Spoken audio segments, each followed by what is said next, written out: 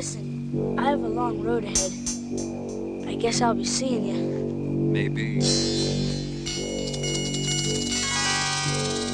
Maybe.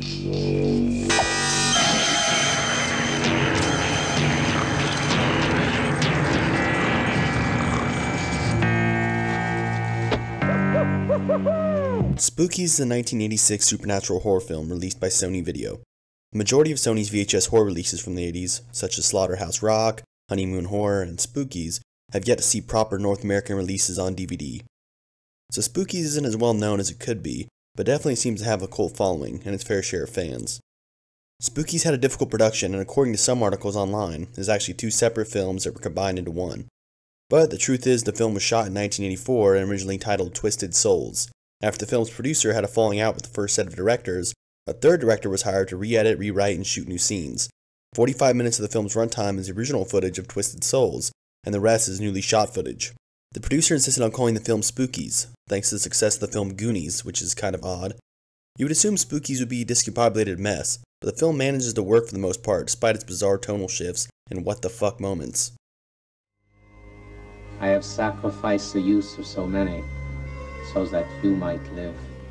And yet, I would trade all my powers for some way to make you see how helplessly I love you, that I even kill so that you might live.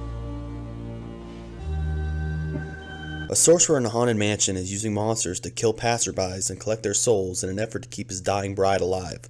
A group of partying friends stop by the mansion and soon find themselves becoming possessed, and also being stalked by monsters and madmen. Can they survive the Spookies? Ask it. How old is Adrian Booth? 24.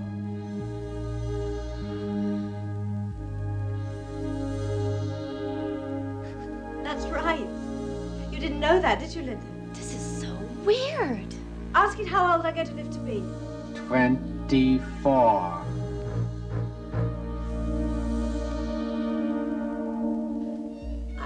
I didn't do that, really. It went by itself. Spookies is a serviceable supernatural horror film that features some fun special effects and a few cool death scenes. The film has so much shit going on that it moves along at a good pace, and all the random what the fuck creatures and moments will keep you interested. The monsters and creative special effects are definitely the highlight of the film. The effects are ambitious and imaginative. Some are executed better than others, but the film delivers in the fantastic department. You have farting muck monsters, a Grim Reaper statue that comes to life, and a spider woman who sucks the life out of her victims.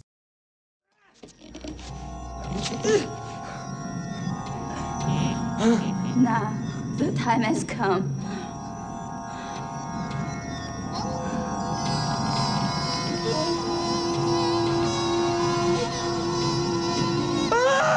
The plot is nothing new and the characters are rather forgettable. The acting is a mixed bag, with some being terrible and others overacting. There's also a really annoying character who walks around with a puppet. The film's soundtrack is a positive though, and the VHS cover art is a classic.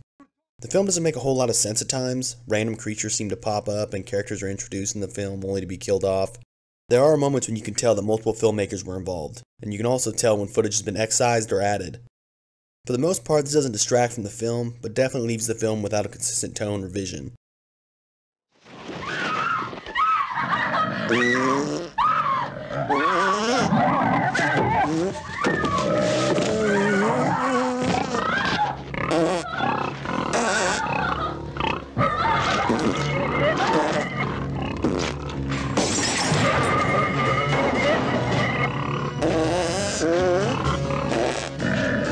Spookies manages to deliver a good body count, some fun practical effects, and a spooky haunted house vibe. It's a cult flick that has its followers, and I can see why.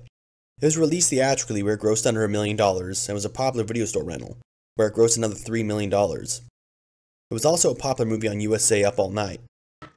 I had a hard time getting motivated to do this review because I don't really have a strong opinion one way or another on this flick. It's never been very high on my list, and it never became a big rental for me back in the video store days. I think it's a decent little horror movie that 80s horror fans may get some mileage out of. Spookies is one of those movies where the making of the movie is a more interesting story than the actual film.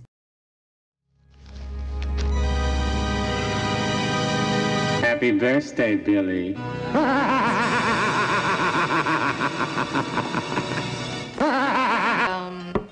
There. That's the thing that fell out of the box on the shelf. Well, how do you play? Don't you need dice or something? You don't play. The Ouija board is a tool for communication. Communication with who? The dead. The dead? But they're dead. Dying isn't the end, it's a beginning.